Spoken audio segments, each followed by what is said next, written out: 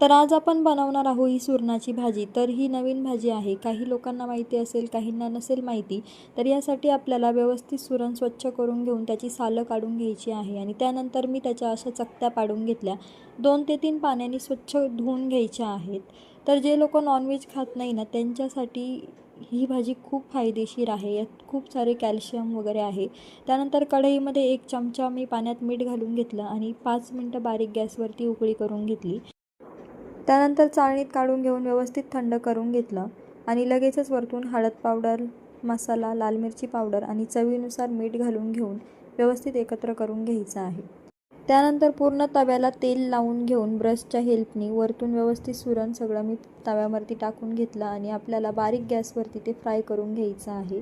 तर तुम्हाला ही भाजी मार्केटमध्ये जर कुठे भेटली तर नक्की घेऊन या आणि नक्की ह्या पद्धतीने ट्राय करा. अगदी चवदार आणि खूप छान होते.